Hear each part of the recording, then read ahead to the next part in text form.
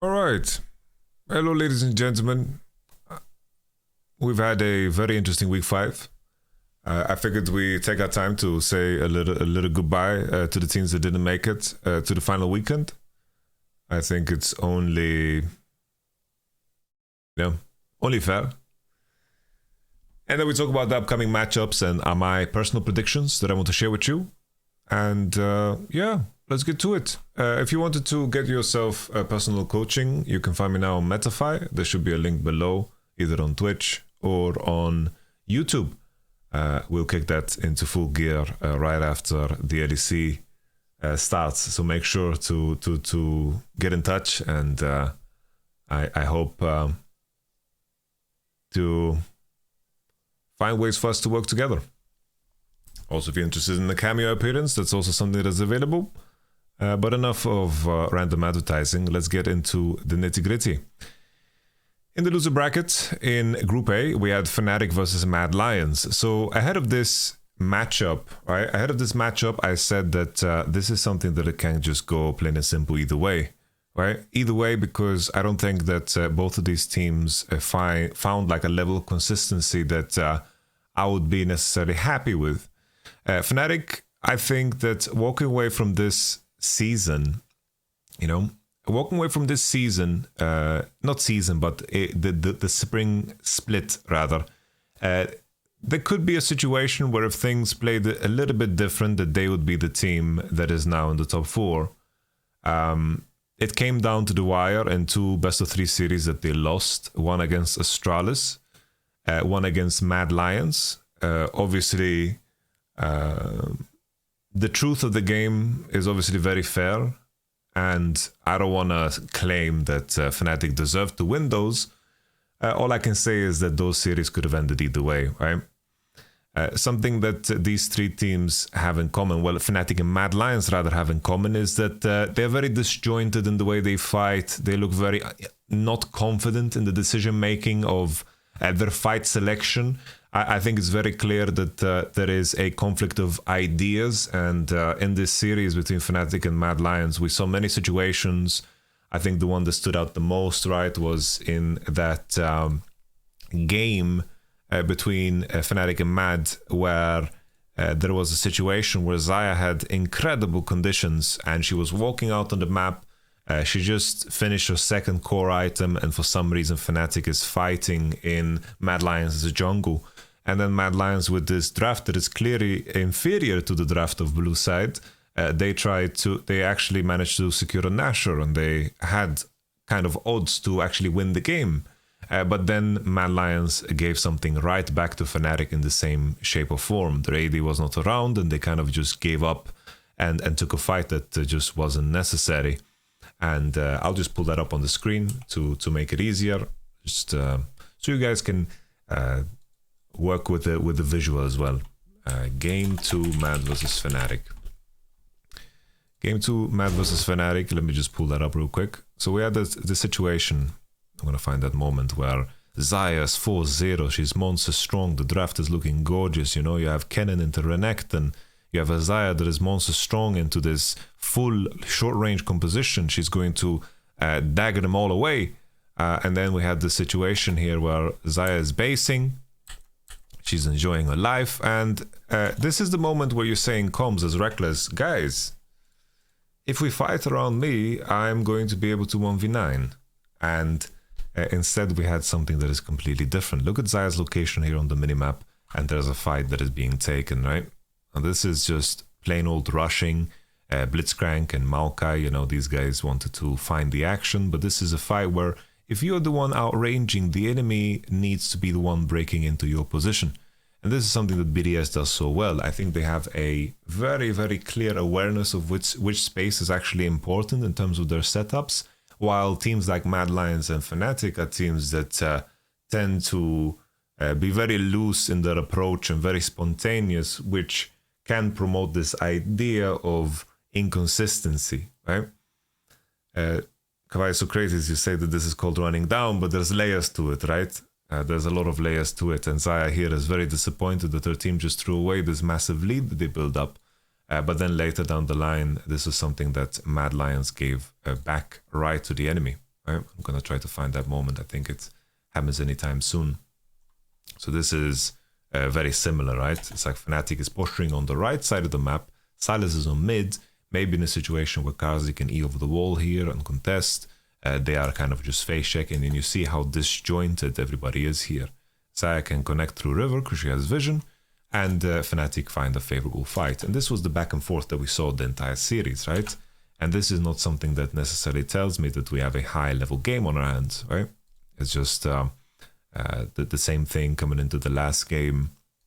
I think this kind of highlights some of the limitation behind how Reckless, picked his champion. I think playing Sivir in such a game is very difficult because Jinx will always outrange you, always outscale you. Very difficult for Sivir to actually trade auto attacks, but with the level that we saw in this game, there was definitely a lot of winning chances. Let me just pull that up. We had this fight on top side. There was always on a knife's edge, but it wasn't that type of game that is more centered around setup and good play. This was more of praying that the mistakes of the enemy are going to be greater than yours. There was a fight around Nashor that was started. It's like there was just so much craziness in terms of how everything was approached. Of course, we had that infamous moment at the end of the game here as well. Karzi kind of pushing forward, ignoring the Wukong, and then pushing forward, and somehow Reckless here with his Q is going to slice the Jinx in half and get a kill. And this was, of course, the crazy moment of the game. This could be plain and simple a victory here for Fnatic. We had the situation where, oof. There's several improvements that could be made, right? It's like he could have lantern forward here with Thresh, and they could have TP'd on the lantern, let the minion pass. It's like, that's something that could have been better. Jax could have bought items to finish. It's like here, imagine he lanterns here and Jax TP's on it. They tank it with Jax because he's healthy and they hit. They could have won many seconds here.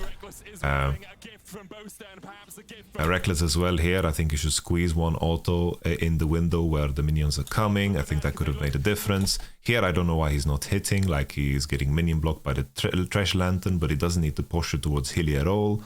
Hilly didn't manage to pull the aggro of the minion, so that's a very big deal, right? And this is something that could be improved. Advian as well, I think here he is wasting spells. Like here, he doesn't need to use spells at all on Hilly. Why is he using spells? Because the moment here he used both spells, he can no longer defend his team from Rel's abilities. He just needs to hold his spells. So this is a massive mistake from Advian. And then here we have Oscarinin, right? Oscarinin for some reason activates his E. Why is that? Here Reckless needs to be positioned upwards here towards Humanoid, and Advian needs to be able to deflect this Rel that is coming. But I think Advian played it horribly, Reckless played it horribly, Oscarini played it horribly. The only person that played it good really was Humanoid, because he's playing in the right pocket. But Oscarinin here, he Qs, he goes towards Karzi for no reason at all. He could have just E'd, right? Like Razork did his best afterwards to save the game, right, with the Tiamat. Razork is simply not alive for the situation, so obviously they couldn't play it any type of way, but this was an ending. Oscarin was trying to proc Sheen, I think, but it can't be true, right, because he QEs literally, right? Like, he QEs. Like, look, he QEs. He's just plain troll. It's like he could have had his E activated, he could have been hitting. No, Oscarinin inted, Advian inted, Reckless inted is plain and simple. This was an ending, right? But later there was this discussion about the communication, about half of the team saying that they can end and the half of the team saying they cannot, and that type of disarray and questioning of decisions within the game is not something that can be there if you want to be a team that wins in situations like these. I think Mad Lions, their experience shines through here. I think that Hilly, was a very strong factor. I highlighted, like people told me I'm crazy when I think Mad Lions is going to win, and to be honest, the series could have ended either way. But what I highlighted as my reason as to why I think Mad Lions is going to be better is that I think plain and simple Hilly is going to do a better job connecting with his mid laner and impacting mid. I think the Advian had a fantastic Blitzcrank game, but other than that, you know, I think that there was, you know, a hilly show. I think it's good for Mad Lions that they found, you know, this idea of Karzi playing Jinx. That's a very big deal, right? Them playing Jinx and having this champion that they can rely on and, you know, find ways to come back into games that tend to get very dirty because Mad Lions are not so precise in how they play as a team. That's a very big positive for them. A big thing that you notice in Mad Lions' identity is that they have solved their issues of... they're trying to solve their issues of this lack of coordination by picking champions that have only one gear, and that is to pressure forward. And that you see in Hilly playing the Rel. I think that Chasey is a player that doesn't know how to kite well in fights and tends to overreach. And I think that as they're playing these type of compositions where they need to just press forward and rally around abilities, I think is a very positive way of hiding your flaws, you know? But then we have the final fight, and I think this fight highlights more than ever, you know, the issue that Sivir is going to face against the Jinx. Humanoid tried to go for a play, and I think the main thing, right, is that it's not an ER, it's just that here it becomes quite predictable the moment he presses R, right? That the fact that he goes R into E flash makes it very easy for Nisqy to react. He tried to do something, but maybe Humanoid is in the mindset that we will slowly lose this position because enemy has Herald. I mean, Infernal. Yeah, the same thing as always, you know, as long as TF and Jinx are just hitting, there is no way for them to actually break the line. Humanoid hits the charm, do you think they win? I'm not so sure, honestly. I'm not so sure. But I think on paper, this game is very lost for Fnatic, on paper. But paper burns, right? And this was definitely a game that was completely on fire, so it could have ended either way. But all in all, to say goodbye to Fnatic for the spring season, I think that they managed to do a lot more than expected. I think that Oscarinin is a player that did well on Jax and Olaf. Other than that, I think that, you know, he has some work to do. I think that he's very inflexible as a player, and this is completely natural and normal when you're a rookie. But all in all, there's other rookies in the league, right? It's like Photon is a rookie. Chasey is a rookie. You know, these are things to highlight when you make that comparison. And I think that Oscarinin is very one-dimensional as a player. I think Humanoid played better in playoffs. I think Razork played better in playoffs too. I think that Reckless and Advian, I think that they struggle in specific metas because I can't really slot them. I can't really slot them in situation. I can't really slot them into situations where you play all of the drafts. I can't see them playing Aphelios Thresh. I can't see them play Zeri Lulu. They're very Xayah reliant, and now they went for Sivir, right? Maybe they could play Jinx themselves, but having that gap in your arsenal is a very big problem unless you can address the meta in a way that is actually exciting. And that's something that we get from G2, right? Yeah, Fnatic did look better, but at the end of the day, I don't think that their players showed enough capacity to break beyond what they did, right? And I think that they were in a position to maybe break through more, but I think that was only the circumstance of the group that allowed them to do so, because the group was kind of shaky. Like in hindsight, we can all say that Group A was much weaker, right? Much, much weaker. And Group B is definitely the group of death. I think in a world where Koi play against the teams on A side, I think that they could also make it through, and Koi could potentially beat Matt and Astralis and maybe even go so far to beat Vitality too. That is just the format, right? And that is something to talk about at a later point. Okay? Mad Lions versus Astralis. I think Astralis was a very painful tale to pay attention to. I think Astralis, keep in mind, if you look at the trend here, right? Astralis played 3 blue side, 2 blue side, 2 blue side. And it was pretty much just, they were constantly in a position where Kobe tried to carry these extremely impossible situations to carry in. You have Astralis versus Fnatic. This first game, right, it's they went for the Yone and then they picked Lissandra. I think this was rather doable. But the crazy thing is that I sincerely believe that Astralis was a better team than both Mad and Fnatic, but their approach to draft and their understanding of their own strengths and understanding of champ strength on the patch was also super, super bad. Terrible, in fact. Terrible, in fact. I think here on blue side, right, they tried to go for the Yone, the Sejuani. I think this looked rather Astralis heavy, right? Kobe. Fnatic was on this Varus trend where obviously nobody plays Varus anymore. People feel like he cannot impact enough, and the other meta champions are too tough to break. So Varus is not something that is being played anymore. G2 also fell in the same trap, right? So this is why Astralis, had a bit of an edge. But you can see Astralis here, for example, they kept doing this thing where they pick Maokai. And believe me, I think Maokai is really OP. But when you have players like 113 and Bo, you want to put them in situations where they can fight, because they're not going to do anything else. And you could see in these games where 113 was playing Maokai, he was posturing forward like he fucking, the Rift is he's just flexing for some reason, posturing forward, getting engaged on, getting killed first, dying level 1. Like, this was a terrible performance from 113. But I think it stems from the idea in the draft, right? Something that was very confusing here in these drafts were the fact that Annie was banned by Fnatic on red side. They banned Ken and Annie. This was a massive weakness for Fnatic, right? Very bad understanding of the patch. And then here Astralis managed to squeeze the victory. Of course, it was a Nash steal in the end, but they managed to squeeze a victory here with a pretty decent draft, right? Because enemy blind picks Orianna and they pick Irelia because they have Seju, very straightforward. And then they have a full AP topside with a Varus AD against Malphite. So even though Malphite is, he loves to buy armor, he doesn't mind buying MR. He's a tank in the end, right? He can buy MR and have no problem. It's all good, right? So this is like one highlight of Astralis, having some leeway in draft and having some good conditions.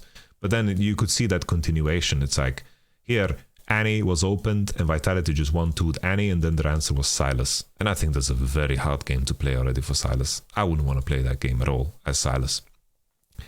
It's like you run back the matchup twice, where you play Annie Sylas.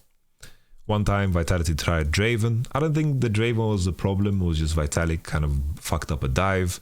But my main focus here more is Astralis. Astralis just stuck in this very, very poor pattern of draft where they are ending up with Sylas against Annie, and then they're picking support and dropping jungle, and then when they drop jungle, one time they find themselves playing Maokai, which I didn't think it fit, and then Xin Zhao, which I think was just terrible in this spot, right?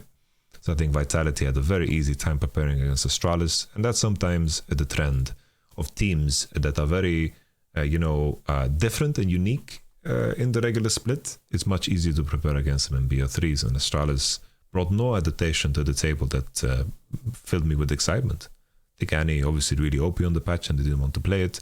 And Maokai 113 just didn't know how to execute on it, right? And that was a big problem. Same thing continued, right? Here, Xayah is first picked, enemy goes Annie Jinx, and that's already a juicer, It's just Annie Jinx, that's already a juicer, right? You're going to have counter pick on support, Rakan is already out, and you have Annie on flex.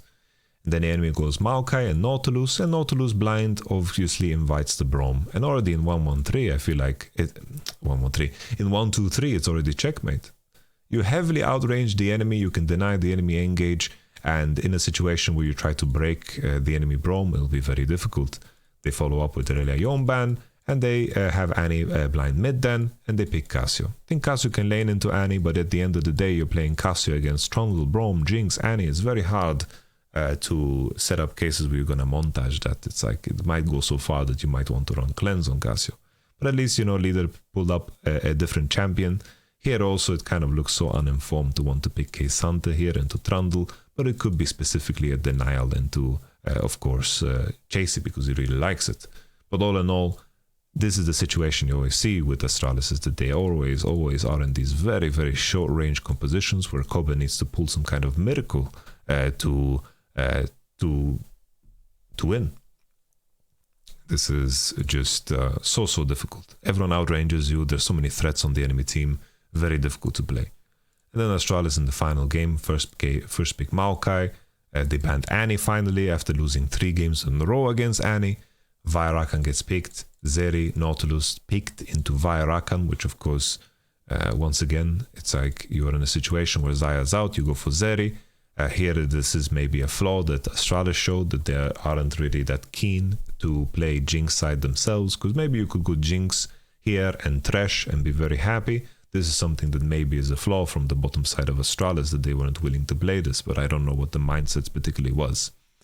The enemy bans Irelia Yone, you ban YamatoCannon, and you go for Talon. It's like I thought this was finally the game we're gonna see like Zed and Maul fight, and I thought this was kind of a good spot for it, but instead they go for Talon. And at least for me, with what I know about Talon, which I can admit is fairly limited, I thought this is a very tough Talon game. It's like playing Talon into Vi, Rakan, Ahri. It's not really something that I would get excited for. So it's like this whole story of Astralis is that it's like it almost comes down to that the regular split performance, it was largely based off of luck and the misunderstanding of the opposition in terms of what they needed to draft against Astralis. And I think also the adaptation in terms of what we see in the bottom lane now from the other teams is also not something that they followed along on.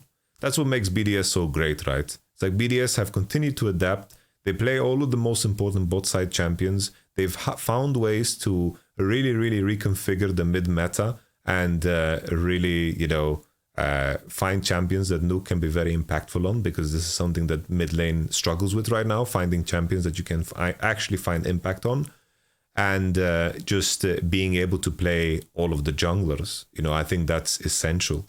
And that's not something that you can say for 113. It's like 113 on Maokai is not something that I ever wanted to see. And all in all, Astralis, their biggest strength was their biggest strength and their biggest weakness is that they were willing to fight everything. The reason I say it's their biggest strength is because they seem to be very much so on the same page about it, which created advantageous situations where the enemy wasn't on the same page. But it's double-edged because they were willing to take every fight, every fight possible. It's like they took every fight possible, and Maokai was always like posturing forward, and they were taking fights that just didn't make any sense. At least they did it as 5, but as long as Mad Lions kind of played careful and let their draft play itself, there was just no chance for Astralis at all. These games were quickly over, and that's goodbye to Astralis and Fnatic. On the other side, G2 did the lower bracket run. I think that G2 versus SK, I think that was largely uninteresting. I think SK, I think you can go back 3 videos back, and I already talked about the issues of SK, so I don't want to dwell on them too long.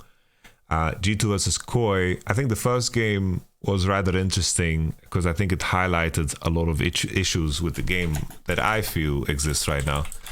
Game 1 was G2 versus Koi.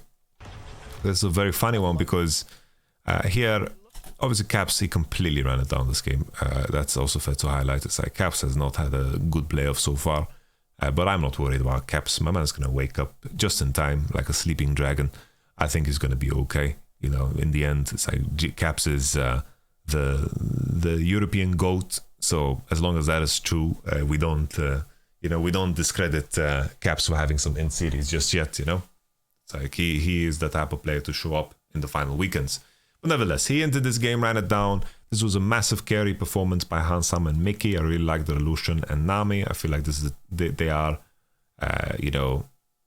they definitely are squeezing. They're definitely squeezing. This game was so silly because what was crazy about this game in my mind was just how impactful the fact is that there is a Chemtech soul and a Chemtech map. Because look at this plant here from Shigenda. So Shigenda seems to be one with the elements. He seems to be just... he just seems to understand the map better than anybody, especially after that little jiggle between the turrets. But here, there's the moment, just, they have Chemtech Soul, which is so unimpactful in this game. Chemtech Soul is garbage. It's really sad that a game where G2 invests so much resources into Drakes, and they get this Chemtech Soul, and that it's largely unimpactful. Shigenda finds a very nice snap kill here, and all of that effort that G2 put in throughout the game to control the game was then nullified, because Koi managed to get Nash off of this. Another issue that this game highlighted is, even though the conditions of Victor were so far ahead and so strong, this is the issue with mages, right? Is that their reward curve is so late in terms of when it feels rewarding to be a mage. Usually after 3 core, it's going to feel really good to be a mage, but the games are so quick and so rapid that, even in a condition like this where Victor has perfect conditions, Darkseal, OP, he has 2 core, he finished his perfect hex core, he is so strong. But nevertheless, G2 lost this game right after that big fight around Drake, and Tristana conditions are completely garbage. Something that I want to just talk about, looking at G2 specifically, G2 as a team, which I think will segue perfectly into the bracket. G2 as a team, I think that they are the strongest when they can leverage their prio on bottom side to pressure points in the map that heavily benefit from it. So that specific language is very important. Heavily benefit from it. Like, for example, in this game, in the first game, G2 versus Koi, they have a Yasuo on mid in a Sylas versus Yasuo matchup. It's very heavy, melee-oriented. Heimerdinger is going to be able to pressure to go to Varus Heimerdinger. If they don't have prio in this game, then they are completely useless champs, right? And that can be arguable. But they need to, find ways to leverage their support prio either into mid, or if they have prio on mid, to dive bot. I think this is the best version of G2 when they are able to do so. So this is like a good example of them being able to leverage their pressure. Pantheon can pressure into mid, and they can spread their pressure super well. I think G2 is the best team in Europe when it comes to doing so, how they transfer pressure. If Mickey has advantages, he makes sure that everyone eats, right? And I think that this is something that they do very well together. I think Broken Blade is very good at this. I think Caps is very good at this. I think Yike is very good at this. I think even Hansama is very good at it. I think G2 as a whole is very good. But when the roads are leading to nothing, like for example in this game, you pick Kesante here to be durable against Lee Sin Lissandra, but pressuring for Kesante is almost, kind of pointless. You have the Varus Nautilus. The only kind of hope that you can look for is that you can dive bot. But knowing that this is going to be the only potential play pattern for you, it is very easy to defend against it, and then you're going to eventually face the music that your draft isn't that strong, right? Kesante having Nautilus around mid, Lissandra is very safe. She can take it easy. She doesn't need to pressure. She doesn't need to posture against the Kesante. It's very short range, right? Same thing here in this last game where they looked for the Jarvan against Sivir and then 5-pick on Thresh. This was a very awkward look for G2. So what did they change, right? What did they change coming into the next series against Koi? The first game we already talked about, right? Lucian Nami, and I think Caps completely ran it down on the Tristana. In the next game, they just went for the cannon, and this is another way of how you can leverage your pressure through bottom side to other points of the map by having a jungler that heavily benefits from advantages. That is kind of the MO of Bel'Veth. If she can receive help to pressure, and she can get kills, and she gets advantages, Bel'Veth is going to be able to carry, right? This is a champion that is very resource hungry, but G2 is the type of team to be able to generate resources, right? So you have the Sejuani mid that is specifically there in place to play for the Bel'Veth. You have the Kaiser 4-5 after Sylas and Xayah gets banned because they picked Malphite. They didn't want to run into a Sylas with the Malphite ult. And this was a lot more cohesive game where Bel'Veth completely 1v9 because they had a clear progression chart in terms of how G2 wanted to play. It's like, I'm going to leverage my advantage to give Bel'Veth opportunities, and all the roads lead to that point, right? Last winter, when G2 was at their best, they were very, very good at playing that specific style, where Caps was playing these hard matchups around mid, Cassio into hard matchups, Kled into hard matchups, and then they would solve it by leveraging prio from elsewhere, whether it was a Broken Blade, Jax, EQ flash on the enemy mid laner to kill him, and then Caps has an advantage with a champion that is going to, of course, break the enemy team. These things are very important. That Varus last pick was kind of troll. Agreed, yeah. This Varus, I think, shouldn't be played anymore. I haven't seen a Varus win in a very long time, and I think that if T1 don't play Varus, and if JDG don't play Varus, then probably the champion is poisoned because of the rest of the meta, right? The final game, we had the Gragas, Maokai, Jinx, Yone, Thresh.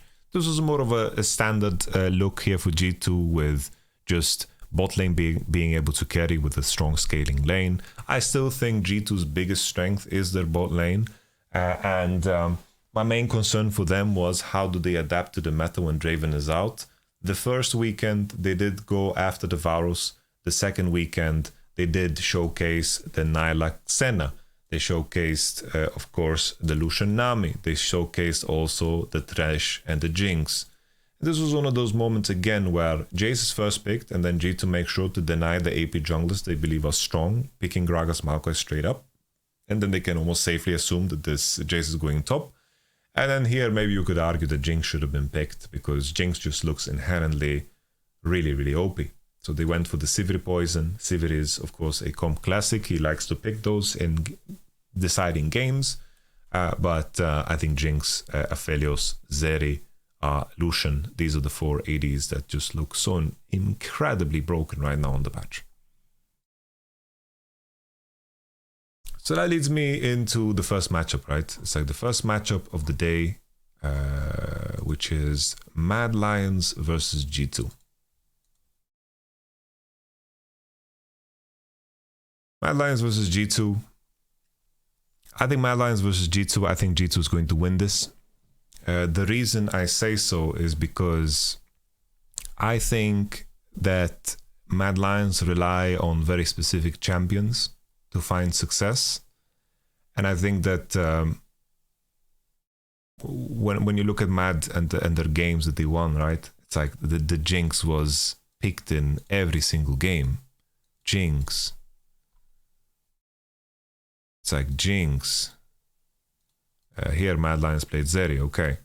And then here Mad Lions played Zeri too. But I think this is something that needs to be targeted or more heavily prioritized. I think this is very important. The main concern for G2, right, is what kind of a Caps will show up. But this is not really a concern of mine, honestly. I think that Caps has bought and really he has enough stock, for us to trust that he's going to be able to shape up coming into playoffs. I think that's not really a concern of mine. The main thing for me, right, when it comes to G2, I think it's very important to not forget that as a macro team, they are very strong. Sometimes they put themselves in draft situations where they can't really leverage that, but as a macro team, they are very, very strong. They have very strong Drake setups. They have very good Nash setups. They have really good map setups. And I think that they showcase this very clearly in the winter split playoffs run, right? They showcased that very, very hard, and it was beautiful to watch. It was very, very good to watch, and I think that's very important to keep in mind. Mad Lions, I think that they rely on very specific picks in the support position and also the AD carry position to find success, and I think that's where you can do some serious damage in the draft. I think that there is a shared pool there, and I think that G2's pool just goes a little bit deeper on the bottom side. But I imagine that Jinx is going to be heavily contested, and I think that you can get away with playing weaker lanes against the likes of Mad Lions. I also think that G2 is one of the only bot lanes that can actually play Lucian Nami in Europe. I think Vitality and G2 are the only passable Lucian Namis that we have here in Europe. And I think that's also an edge, because Lucian Nami is something that you can play into Jinx and you can actually pressure her, right? But the main concern for Mad Lions still is that they haven't really showcased improvement when it comes to the idea of how they play together as a team. I think the main concern for Mad is just, I think very frequently I see Hilly and Elioya playing with two very different ideas in the game, and they're not really playing on the same screen. And I think, as silly as it might sound, I think League of Legends is the art of finding ways to group without losing CS. That is what League of Legends is. And in between, not to lose your mind and take fights in the flow and the rhythm of connecting. And this is something that Mad Lions isn't doing well, and it's something that I think G2 do very, very well. These are the type of series where I believe that G2 is going to find, a lot of depth in terms of they'll be able to showcase their depth like they did in the last playoffs in terms of how they approach the macro game, because I think that's where they are the sharpest. But once again, G2's biggest strength is how they transfer pressure. They just need to have champions within the game that really thrive in environments where they receive that pressure. Often that was either Caps' champion or Yike's champion, and they've also showcased how it looks like when it is Hansama's champion. And then everyone kind of plays a supportive role in transferring that pressure. But when they're playing drafts where their pressure leads to nothing, and they can't really leverage that into winning positions for unique champions that are going to break the game open, this is where G2 are very bad. So you think that for G2 scaling comps are bad? No, that's not what I'm saying. I think scaling comps can be good. It's almost the contrary of what I'm saying. I think scaling comps can be very good, but it's not necessarily scaling comps. It's just that I think the way they find edge in draft is by sometimes picking a weaker matchup for a champion that is going to be very strong in the game, and then they support each other to elevate such a champion through the early game, and then that champion will be so rewarding for G2 to have in the game to carry, right?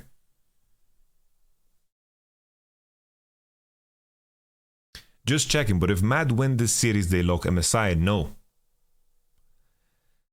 We have this crazy situation where Mad Lions probably have a higher chance of G2. If they lose against G2, I think that they have a higher chance of going to MSI. Because I think G2 has a higher chance of beating Vitality BDS than Mad Lions does. The thing is, the most important thing, right? Compositions are only cohesive if it's like one champion can be enough for your composition to be scaling better than the enemy. You don't need to scale good in every role in the context of the opposition in order to be a scaling composition. Sometimes one champion is enough in that context. And we see the Lilias, we see the Belveths, we see the Cassio mid, the Kled mid. These are champions that thrive when they have an advantage, right? Right? But sometimes they are not picked because they are worried about their lane situation. But they are very confident in the way they transfer pressure. And I think this is what G2 does the best. Yeah, Draven is also something, right? Draven, it's like, oh, we have Draven in the game. They know exactly, oh, we need to find ways to have pushing mid. We want to stack waves on bot. We want to dive. And that's very cookie cutter. And they really thrive in those situations, right? They're very good at it. That is once again a very simple example of finding a clear point of pressure that they want to leverage their ability, their biggest strength to proceed in the game. But I want to make sure that in some of these games that G2 played, right? For example, this third game, right? Or the first game against Koi. These were very standard macro games that were very revolving around Drake setups, and I think this is something that is very good, right? Yes. It's like, let's say, for example, there was this conversation around this game. So Vitality versus G2 This was in Winter Split, okay? This game. This game is a great example of what I'm talking about. 2 months ago. So basically, in isolation, Udyr slams Vi. It slams Vi, it murders Vi. But it doesn't matter at all if there's a situation where Cassia has full prio, Gwen has full prio, and Varus Ashe has full prio. How can Udyr ever find himself in situations where he's going to fight against the Vi? Realistically, it's not going to happen. So, in a situation where the junglers were reversed, then maybe Udyr could find ways to pressure the Vi a lot and find himself in confrontations because he can be supported by his teammates. But here in isolation, Udyr being strong into Vi doesn't matter. Udyr is too weak against Cassio, too weak against Gwen because they all just slice through him. I personally thought back then that Udyr is very OP, but this is probably the worst Udyr game that you can play. Okay? So this is an example of Udyr in isolation against Vi, super good, but doesn't matter if he cannot put himself in that situation to pressure. The same thing for let's say a mid lane matchup. Like if I'm playing Orianna into Cassio, it's like I want to be able to push her forward and pressure with my Q. But if I have to be scared of jungle and I have to be scared of enemy bot and enemy support, I cannot pressure at all. I can't even crash the wave. And it doesn't matter that I have a stronger matchup because the enemy team is doing a better job of supporting and pressuring around mid. Right? And then sometimes you have extreme versions of it. G2 versus Astralis in winter, right? Spring. In spring. So this is another example of... This is another example of... Here G2 tried to do exactly that, right? It's like, here, the bot lane matchup of G2 is much stronger. Caitlyn Heimerdinger against Xayah and Leona. But Leona was picked only for the purpose of fighting 3v3 on mid. So it's like they have Sejuani, Irelia, Leona, the 3v3 mid is far superior on mid. And here, the whole game was around mid lane. Here, Sejuani is in position, Yonghun is in position, and Astralis recognized that the only thing that matters in this game is the fight around mid. And here, leader goes, and they find the CC, and Kled is going, and they are winning this fight practically 4v3, right? 3v4. So they get 2 kills for 1, and Renekton gets a push for free. Right? So this is another example of, right? It's like, everything is about the fight on mid. And Astralis was a good matchup into G2 because they were the team that was very good at fighting around mid. So I mentioned before, I thought that Astralis is probably the strongest team in the group, but they just didn't know how to figure out the meta and the draft. And they were always at a disadvantage. Nevertheless, if we believe G2 is going to win, the matchup against Vitality, I think, you know, talking about Vitality, right? And now we could talk about the series between Vitality and BDS, right? The series Vitality versus BDS. Let's pull that up. BDS really took a big shit on Vitality. Let's be honest. In the first game, I think this game was plain and simple decided by the fact that Vitality fucked up the top dive. Right? They fucked up a top dive and they did a brilliant swap. Brilliant swap. Let me show you the swap, okay? Brilliant swap. So, first and foremost, we have this dive on top side that was atrocious, like vomit worthy. Like this was disgusting on many levels. The Photon is just tanking the turret and dying, and Bo like queuing a minion. Like I feel like Bo and Photon really lost their mind mechanically because that was supposed to be their biggest strength, right? It's like Bo and Photon, for me, were the strongest mechanical players in their position in the league, but they couldn't even execute on that, right? So this was a very big problem for Vitality. Mis-executing dives like this is atrocious. And then there was the swap later on in the picture. It's like, let me find that swap. Aphelios base is here, and then Jinx is slow pushing, and then here Maokai has Rift Herald, so they go for this swap. And then the beauty of this swap here is the fact that Ahri was shown on top side. Ahri was shown on top side, which means that Darius is only going to get dove by attack damage champions, physical damage champions. So Jinx, Wukong, and Akshan, they cannot dive a Darius that itemizes like this. So this was very clever from BDS, and if we just follow through on the sequence here, it's like Adam chunks the shit out of Upset, and then he tries to hit back at him. This is 3 autos, by the way. My man drinks these autos for breakfast because of his build, right? So it's like his build looks fucking mental, but against Akshan, this is really good. And then Ahri is showing on top side, and you see here, Adam, I don't even think they can dive him. Thank you very much, Waf. Here, like, they TP, but I don't even think Adam can get dove. He has armor, and he has potions running. He's tanky. Very tanky. But it comes down to this main thing that I wanted to highlight, just how good this swap is. They can pressure dive here on Perks. Perks is out. They have Herald. They can't even pressure bot. Darius is farming. And then Aphelios gets a full turret. He gets a full turret. And then the follow-up sequence, I think what I mentioned about this matchup before it played out was that I think Shio is much better than Bo in games that are slower. Because BDS is very, very good at setup. They're just fucking brilliant at setup. Really, really good at setup.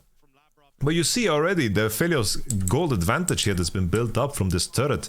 And now the same thing, BDS just make sure that they are safe around bot and they want to play for the platings on bottom side. They want to leverage the strength of Maokai, and they are making sure that Aphelios can actually posture and hit the turret.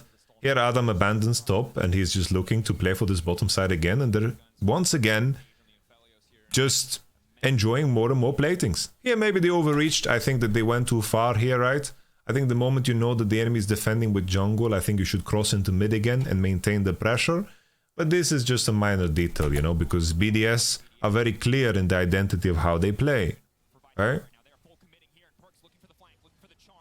Here I thought that maybe Vitality has some options to hard commit here into a fight with Wukong spells, but the Maokai ult is well placed, so maybe it's just not possible. I'm not sure. This is incredible how often this happens, where someone blocks the Maokai ult and people get rooted anyway. It's kind of funny how the hitbox is bigger and everyone just falls for that. But nevertheless, it's like, look here, Aphelios has now farmed so many platings and he's 2k gold ahead of this Jinx. And BDS will leverage this into just winning the game. Because on every beat that matters, BDS managed to have a full item advantage on the dragon spawns. And that is the most crucial thing. The way BDS play and the way they approach fights and they approach situations is that they do it in a very safe manner. Sometimes maybe too safe. Sometimes maybe too safe because they are sacrificing a shit ton of farm a shit ton of farm of Adam in order to maintain that, right? A shit ton of farm. That's why I say sometimes too safe, because you need to be able to manage your side waves as you're doing this. Adam crosses into mid, which allows his team to pressure and take vision, but sometimes they're paying a very big price for that to happen. But I think that with the opposition that they've had so far, they have gotten away with it because the other teams, plain and simple, don't have these basic fundamentals down. That's why I think BDS's approach to it of working the other way around, of making sure that they have it done and then adding details rather than trying to squeeze every CS and then creating circumstances where you know, I'll just rephrase myself because I don't remember what my train of thought was going. If BDS, it's like BDS are taking the approach of making sure that they hit the right beats no matter what. Other teams are trying to squeeze every CS, and in that process they are very disengaged. They are not five on the same idea. They get very disconnected, base recalls are desynced and so forth, and this is where BDS are capitalizing, right? They're capitalizing big time. But throughout the series, Vitality did manage to squeeze a lot of gold and then potentially opportunities too by the fact that they were managing sidewave better. And this could be the biggest potential weakness of BDS, is that in this pursuit of making sure that their Drake setup and Nash setup is very good, they are managing to funnel a lot of farm into crowning, which is super, super good. They are managing to set up the map and set up objectives right on time, and they have a very good understanding of which positions are important for fights. This is very fucking good, and this is why Team BDS is looking like the front runner to win the LEC. But if there's a window of opportunity there, it is to actually leverage the side lanes and then to snowball advantages, because even in this condition, right, Akshan did manage to farm a lot. You see the farm distribution here by Ari and Akshan is very, very favored in their direction, right? So Adam is connecting with his team, and with that connection, they are managing to take space because they outnumber, but sometimes this could be maybe too expensive to pay for, because there is a way to manage to do both at the same time. Adam is always trying to fight with his team, always trying to connect with his team and so forth, and it is working for BDS because they have this very specific play style and they are making use of his opportunities, but this is something that maybe G2 could leverage to gain an advantage if they ever fight against them right in the finals. But nevertheless, I want to highlight the same idea here that BDS also, once again, the way they are setting up Crowny for success is super, super fucking good, because Crowny fucking delivers. He is given the right camps, he's hitting the right beats in terms of items, is super, super, super beautiful. Very good. The Drake setups and fight selection, super good. No greed at all, always on the same page. I love to see it, right? That's super, super good.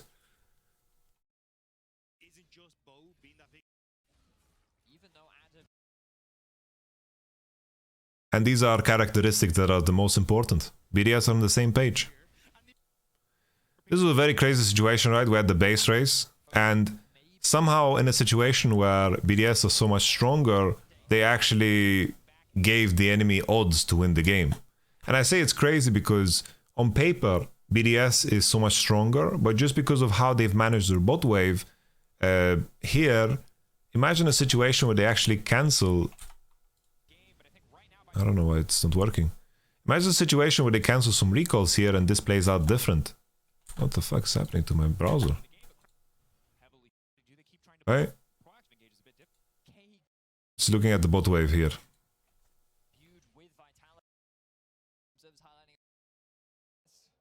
Here, right? So here, Vitality, even though the game is completely over, they found like some chances to win this game. Right? And that's why I wanted to highlight this in regards to them. And on paper, right now it's like no chance of Vitality win. They cannot win, they cannot do anything. You know? But somehow they got chances. Right? The future games, Vitality vs BDS, this one, right? Somehow, like, Adam was winning the matchup against Cannon, finding solo kills was a super big deal. I think that Nuke played a fantastic Casio game, and just here BDS showcased a lot of class in terms of fight selection, right? Their fight selection is super, super good. The way they set up for objectives is super good. Labrov had a fantastic performance, and I think that Shio is just fucking smurfing. Like, all in all, BDS showed so much more class, and they were better in the lanes, and they all in all played better. And then this final game was just the Labrov show. My man's fucking finding hooks on Zeri over and over again, and this is like finding hooks on a very, very strong player. Like, I was so impressed by Labrov this series. Crowny and Labrov, they are by far the best bot lane in Europe right now, and there is nothing that you can say about it. The only team that can contest them currently could be G2, but they need to show us more in terms of their depth, right? And that's where G2 maybe can find an edge. But currently, BDS are just very fucking deadly. And that brings me back to Vitality, right? Vitality. What is Vitality's biggest issues? I think it's like Bo only thrives in situations where he can mechanically express himself. But when the game becomes more about setup and making sure that his lanes have information and are set up for success and set up for the objectives, This is not something that Bo and Vitality has ever been good on. Bo managed to find his most successful best of 3 against a player that is just the worst version of him. And that is 113, right? 113 always presses the gas. And you are putting yourself in a situation 113 was trying to fight against Bo, and Bo just outplayed him. He just outplayed him, plain and simple, right? And if Bo is in those situations, lovely, perfect. I think the main issue I feel for Vitality is that I don't think they can consistently find strong enough bot lane matchups for them to actually have game scenarios where they can play through mid into dive bot. And I think this is what they need to find. They need to make it as cookie cutter and as closely relatable to solo queue as possible. But the issue is for me as well is that Photon and Bo mechanically didn't perform. And the pressure is going to be even higher in a best of 5 that they're playing on the finals weekend. All I have to say is that Photon and Bo, I haven't liked what I've seen from them in more pressure-filled matchups. Another thing that I want to call out is that out of all of the supports in the top 4, I think Kaiser is the one that has performed the worst out of the top 4 supports. And I think that's also something that is important to highlight. I didn't like how he played the Braum. I didn't like how he played the Nautilus. Just in contrast, right? When I say in the top 4, it's like his opposition is Mickey, Hilly, and Labrov. And I think that Hilly is very important for Mad Lions' performance. I think Mickey is very important for Mad Lions' performance. And I think that the same can be said, of course, for Labrov. I think Labrov has been phenomenal. Beautiful. He plays all of the right champs and he plays them fucking well, right? And Crowny can really trust him. And that's such a big deal. So Vitality, I think the only way that they can find success is, it's like they shouldn't be playing the Maokais, they shouldn't be playing the Sejuanis, but already there you're handicapping yourself so hard. It's like, as I'm saying this, it's kind of rough, right? So there's this whole meme about Bo playing Maokai and he couldn't do it. But the teams that can play Maokai, like G2 and BDS, they're inherently just better because Maokai really excels at those key game ideas that is going to be able to be something that you can replicate between games. So Vitality and Mad Lions don't have those characteristics in this playoffs format. They can't play the most OP champions on the patch because their level of coordination as 5 is just not there. How do Vitality win? They win through expression of mechanics. But even in the BDS series, they weren't even capable of showcasing that.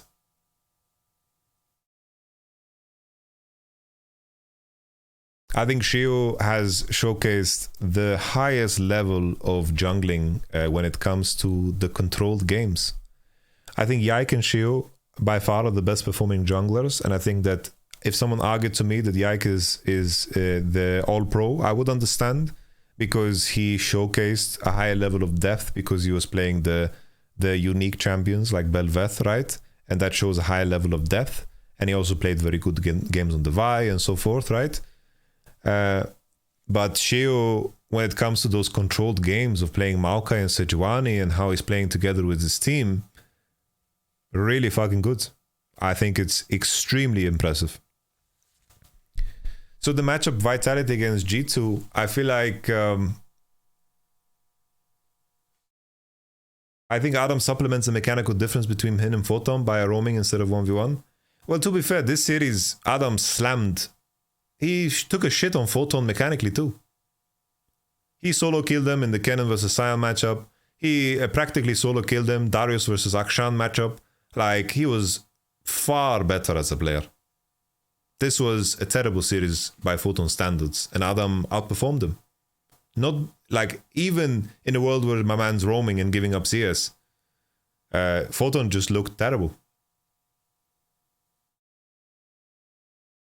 And which is very sad, because Vitality inherently have an insane level of potential. Insane level of potential, because I still stand by the fact that Photon, Bo, Upset, like in terms of mechanical play, these guys will find advantages that should lead to things that are meaningful. But they are just not playing well as a team. If you compare them to BDS and G2, they are not connecting well. They're not setting up for objectives well. They're not distributing farm well. They are not. Their fight selection is very piss poor. They don't have awareness of each other, and these are things that plagued Vitality even the previous split, right?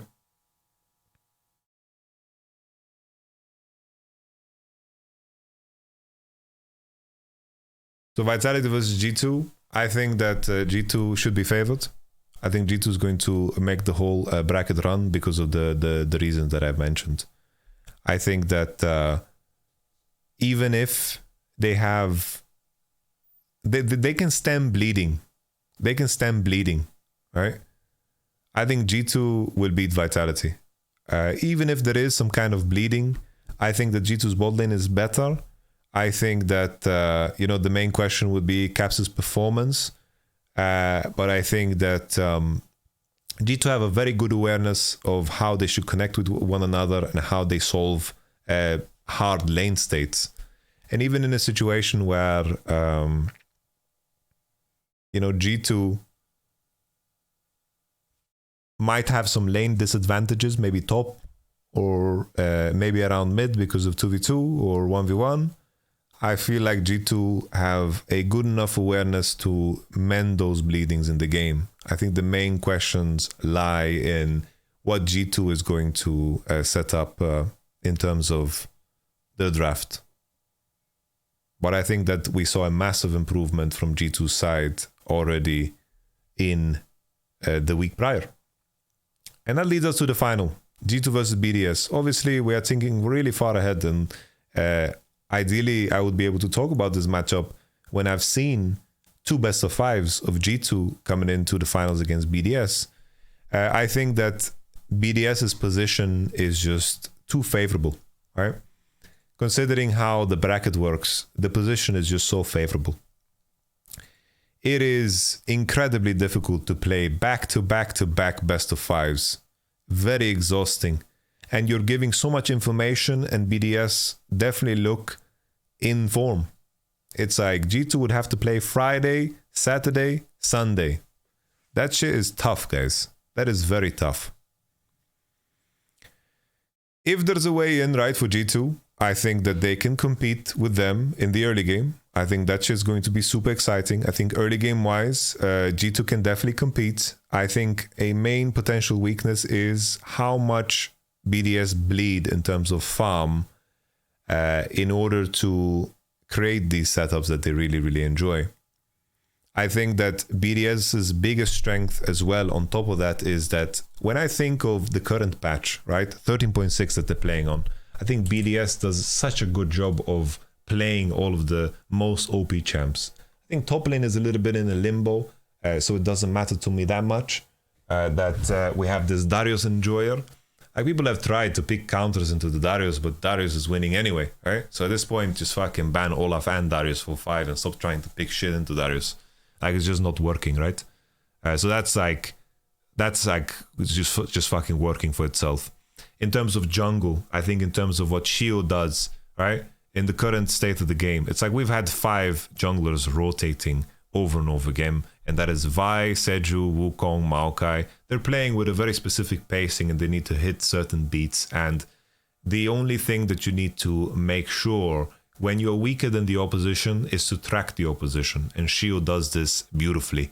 And then when it comes to the fights, he does leverage his champion super well. For mid lane as well, Nuke has been phenomenal. Nuke in playoffs has really impressed me. I think that he has found champions that work super well for him in the Syndra and the Orianna, and I think this is where a lot of the other mid laners are quite homeless. They don't know what to play. The mid lane meta is kind of in the open, and I think that Nuke has found ways to find himself within that meta, picking strong team fighters that can manage their lane on their own and just be there and available when his team actually wants to set up. And, Nuke was the guy who abused Azir, but, God bless him. You guys know I love Azir, and if you want to abuse Azir, you're welcome to do so, It's like, I'm not going to fault you for that. Enjoy, my friend. Enjoy. And then finally, probably the most important detail when you think of bot lane meta, it's like Crowny has it all covered. You have the Zeri, you have the Jinx, you have of course the Aphelios and the Xayah. And I don't think they should play Lucian Nami. I don't like BDS's Lucian Nami. I think the Lucian Nami discrepancy is the only one. But to connect Crowny's champion pool also with the bot lane pool, it's like Labrov maybe didn't have the best Renata game, but it doesn't matter. He plays the Renata, plays the Tam, plays the Thresh, plays the Karma, plays the Dinger, plays the Lulu super well. And this is not something that you can say the same for when it comes to the other bot lanes in the group. When you think of Mad Lions, I don't want them to play Lucian Nami. I don't want them to play Lulu either. I want Hilly to play Rel. I want them to play Annie. I want them to play Rakan. I want them to play Nautilus, right? But that is a very specific way of playing the game, right? Or maybe even Braum. There's a very specific way of playing the game. Mickey, I want to see him on the Nautilus. I want him to see him on the Blitzcrank, the Thresh. Very specific way of playing the game. I don't want to see Mickey on Lulu, right? Same thing for Kaiser. I think Rakan, Lulu, decent, but Thresh, Kaiser, Thresh, I don't want that. I just feel like BDS is very complete in terms of how they can draft, which I think is a very big deal. And the only team that I think can kind of put up a fight in this department is, of course, G2. Because I feel like G2 is the only team that is going to be capable of looking outside of the box and picking things that might break it, right? Because if you look at G2, right? G2, they've played a couple of unique things in the bottom side, right? They have the Draven, which will be perma-banned, right? They like the Lucian Nami, which they do super well on. I think even in that game against Koi, the Lucian Nami was looking super strong. They lost because of the Soul Point, right? They've showcased the Samira, they've showcased the Kaiser, they've showcased the Nyla, they've showcased many different looks, right? The Twitch. They have a lot of depth here in terms of, you know, picking champions that might be extra good into the composition that the enemy might pick. But, of course, sometimes G2 get lost in the sauce, right? As you can see, there's one game of Lulu, and that was a terrible Varus Lulu game that they played. No games of Yumi. You know, we had the Senna game together with the Nyla that looked gorgeous. If there's a team that's going to think outside of the box, it is going to be, of course, G2. And I think this is where they can find potential advantage, right? All in all, I have a feeling that G2 will blow through Vitality and Mad Lions quite easy. And I think that everything is going to wait. Everything is going to come down to a BDS Vitality finals. I think the BDS G2 finals is very hard to predict. Very hard to predict. I'm not going to lie. I don't think it's... I think it will go to 5 games. I think legit it will go to 5 games.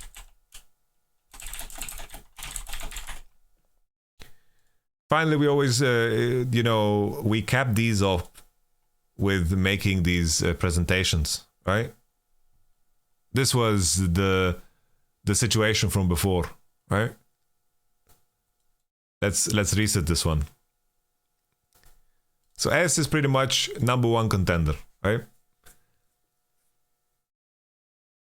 I have to say, it's like currently I would rate things.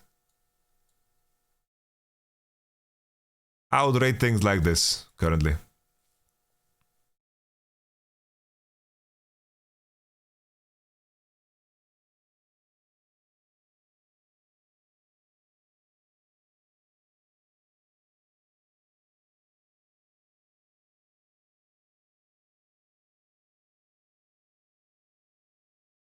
I can't put Vitality in A.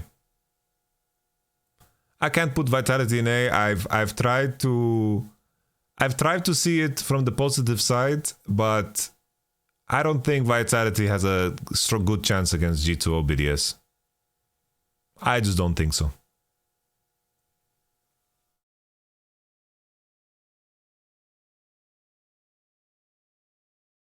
Thing is, Vitality is insane mechanically, but even this weekend against BDS, they choked pretty fucking hard. Bo and Photon didn't play good. They didn't play good. And what I don't know what can make me believe that they will play better.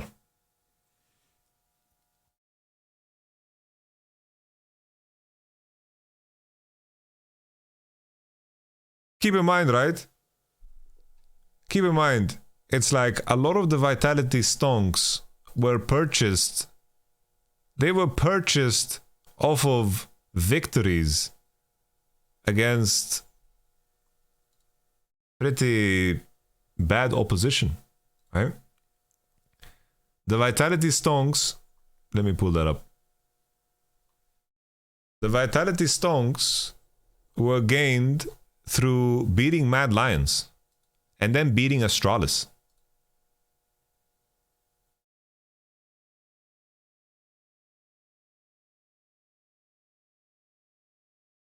I think BDS and G2 are just a step ahead of everybody else.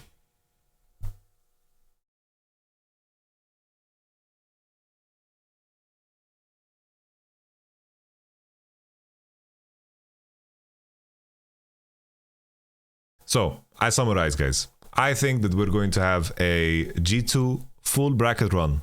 And then I'm thinking that we're going to have a 3-2 finals.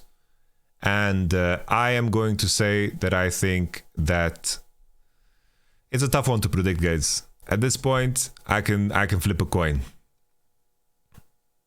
At this point, I can flip a coin. G2 have a wealth of experience that is going to show up big time here. But BDS have very, very good momentum.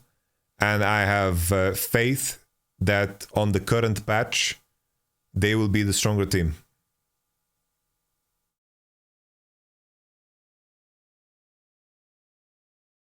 So I'm going to say 3-2 BDS.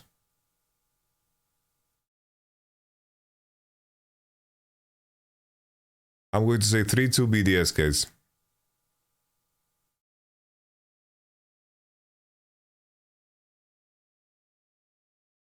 But I think it's going to be really fucking close. I think it's going to be really fucking close. If we walk away with G2 winning, I won't be surprised. I think it's going to be a fucking crazy series. The issue here, right, is that we're predicting the whole bracket before the matches are even played. There could be a situation where G2 just stomps the shit out of everyone in this bracket.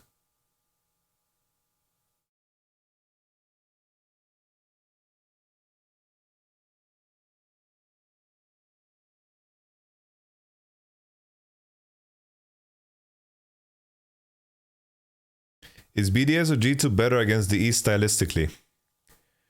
I would say that BDS is a lot more similar. They are a lot more similar to the Eastern teams.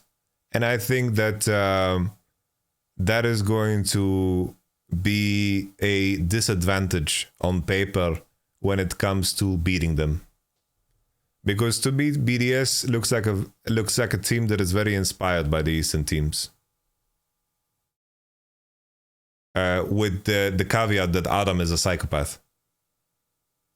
And I think G2 is a heavy outlier in terms of how they approach the game, and I think that awkwardness could give them an edge. Because that's what you need. I think currently Europe needs awkwardness in order to have chances against the East. I talked about MSI in a video. You guys can check it out on YouTube. Thoughts on Koi being the third best team because they lost only to G2 BDS and played them close? I get what you mean, but I don't think Koi showcased anything like spectacular. Like, I could see a world where Koi... I think I can see a world where Koi beats the Group A, right? But I wouldn't say for sure that they would beat them. Like, Malrang is a big burger flipper, right? Comp and Trimby had great games and they had terrible games. Larsen plays like two champs. You know? Shigenda looked kind of decent. Shigenda I like. But it was so on and off, the Koi performance. Sometimes they played fantastic and sometimes they played so garbage, I don't know what to say. So I'm not gonna jump to the conclusion and say that wow, Koi would win Group A.